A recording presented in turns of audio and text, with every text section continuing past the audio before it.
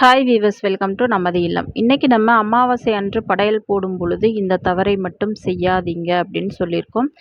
ஒவ்வொரு அமாவாசைக்குமே சிலர் படையல் போடுவாங்க. ஒரு சிலர் மகாலய அமாவாசை, ஆடி அமாவாசை, தை அமாவாசை போன்ற முக்கியமான அமாவாசைகளுக்கு மட்டும் முன்னோருக்கு வழிபாடு செய்து படையல் போடுவாங்க.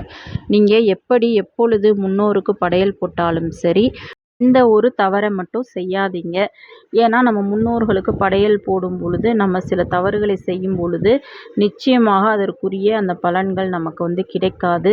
முன்னோர்களின் ஆசீர்வாதமும் நமக்கு கிடைக்காமல் போய்விடும். அத்தகைய ஒரு விஷயத்தை தான் இன்றைக்கி நம்ம பார்க்க போகிறோம்.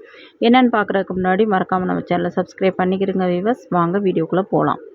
முன்னோர் வழிபாட்டில் முக்கியமான ஒரு விஷயம் என்ன அப்படின்னு பார்த்தீங்கன்னா, படையல் போடுவது. அவங்களுக்கு பிடிச்ச உணவுகளை சமைத்து, அவங்க ஃபோட்டோ இருந்துச்சுன்னா அதை வச்சு விளக்கேற்றி அந்த படையலை போட்டு நம்ம வழிபட்டுக்கிட்டே வந்தோம்னா நம்மளுக்கு சகல சௌபாக்கியத்தையும் அள்ளி கொடுப்பார்கள் நமது முன்னோர்கள். நிச்சயமாக இதை ஒவ்வொரு அமாவாசைக்குமே நீங்கள் ட்ரை பண்ணி பாருங்கள்.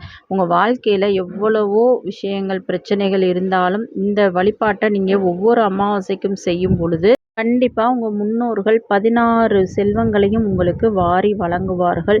முன்னோர்களின் ஆசீர்வாதம் இருந்தால் நம்ம விதியையே மாற்றிக்கொள்ளலாம். கண்டிப்பாக நீங்கள் ஒவ்வொரு அமாவாசைக்குமே படையலை இந்த மாதிரி போட்டு பாருங்கள். முதல்ல படையல் போடும் பொழுது நம்ம கவனிக்க வேண்டியது என்ன அப்படின்னு பார்த்தீங்கன்னா, ஒவ்வொரு குடும்பத்திலும் ஒவ்வொரு மாதிரி படையல் போடுவாங்க. ஒரு சிலர் பார்த்திங்கன்னா ஒற்றை இலை படையல் போடக்கூடாது, 2 இலைகளில் தான் படையல் போடணும் எப்பொழுதுமே அப்படின்னு சொல்லுவாங்க. உங்கள் குடும்ப வழக்கம் எப்படியோ அதே மாதிரி நீங்கள் செய்யுங்க. புதிதாக பழக்க வழக்கத்தை நம்ம மாற்ற வேண்டாம். உங்கள் குடும்பத்தில் ஒரு இலையில் தான் நாங்கள் படையல் போட்டு வழிபடுவோம் காலங்காலமாக அப்படின்னா நீங்கள் ஒரு இலையிலே போடுங்க. 2 இலை போட்டு வழிபடுவவர்கள் அதே மாதிரி 2 இலை போட்டு நீங்கள் வழிபாடு செய்ய வேண்டும். படையல் போடும் பொழுது செய்யக்கூடாத ஒரு விஷயம் என்ன அப்படின்னு பார்த்தீங்கன்னா, நீங்கள் படையல் வச்சு சாமிலாம் கும்பிட்டதுக்கப்புறம் காகத்திற்கு சாப்பாடு வச்சுட்டு அந்த குடும்பத்தில் உள்ளவர்கள் மட்டும்தான் அந்த படையல் வச்ச சாப்பாட்டை சாப்பிட வேண்டும். வெளி நபர்களுக்கோ வெளி குடும்பத்து உறவினர்களுக்கோ நீங்கள் அந்த படையலில் வச்ச சாப்பாட்டை கொடுக்கக்கூடாது.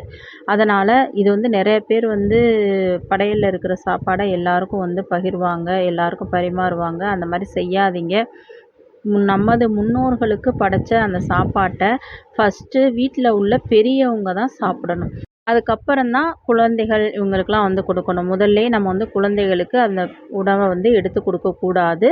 அந்த யார் செய்கிறாங்களோ அவங்க அந்த படையலை ஃபஸ்ட்டு சாப்பிட்டுட்டு அதுக்கப்புறமா உங்கள் வீட்டில் இருக்கக்கூடிய குழந்தைகள் மற்றவர்களுக்கு கொடுக்க வேண்டும். முதல்ல யார் விரதம் இருந்து அந்த வழிபாடெல்லாம் செய்கிறாங்களோ அவங்க தான் அந்த விரதத்தை முடித்து அந்த சாப்பாட்டை சாப்பிடணும். கண்டிப்பாக நம்ம வீட்டில் இருக்கக்கூடிய மற்ற உறுப்பினர்களுக்கு மற்ற உறவுகளுக்கு அந்த சாப்பாட்டை படையல் வச்ச சாப்பாட்டை கொடுக்காதீங்க. வேறு வீட்டில் ஆக்கின சாப்பாட்டை நீங்கள் தாராளமாக கொடுக்கலாம். இலை போட்டு நமது முன்னோர்களுக்காக படைச்ச சாப்பாட்டை அந்த இரத்த வழி உறவுகள் மட்டும்தான் சாப்பிட வேண்டும். கண்டிப்பாக இந்த மாதிரி செய்யும் பொழுது உங்கள் முன்னோர்களின் ஆசீர்வாதம் பரிபூரணமாக உங்களுக்கு கிடைக்கும். நம்ம வீட்டில் முன்னோர்களை ஒவ்வொரு அமாவாசைக்குமே நீங்கள் தொடர்ந்து இந்த மாதிரி படையல் போட்டு வழிபட்டுக்கிட்டு வந்தீங்கன்னா உங்கள் குடும்பத்தில் இருக்கக்கூடிய பிரச்சனைகள்லாம் காணாமல் போவதை நீங்களே உணர முடியும். உங்கள் வீட்டில் அடுத்தடுத்து பிரச்சனைகள், குழப்பங்கள், வீட்டில் கணவன் மனைவிக்குள் ஒற்றுமை இல்லாதது, குழந்தை பாக்கியம் இல்லாதது, திருமண பாக்கியம் கிடைக்காதது, இந்த மாதிரிலாம் பல்வேறு பிரச்சனைகள் இருந்தால் உங்கள் முன்னோர்களை நீங்கள் சரிவர வழிபாடு செய்யலை அப்படின்றது தான் அர்த்தம். நீங்கள் ஒவ்வொரு அமாவாசைக்கும் தொடர்ந்து அந்த முன்னோரை வழிபட்டு விரதம் அனுஷ்டித்து அசைவ உணவு கண்டிப்பாக அமாவாசை அன்னைக்கு செய்யக்கூடாது.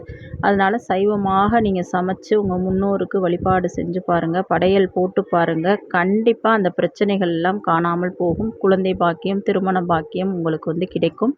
வறுமை நீங்கி சகல சௌபாக்கியமும் பெற்று பெருவாழ்வு வாழ கண்டிப்பாக முன்னோர்களின் ஆசீர்வாதம் உங்களுக்கு கிடைக்கும்.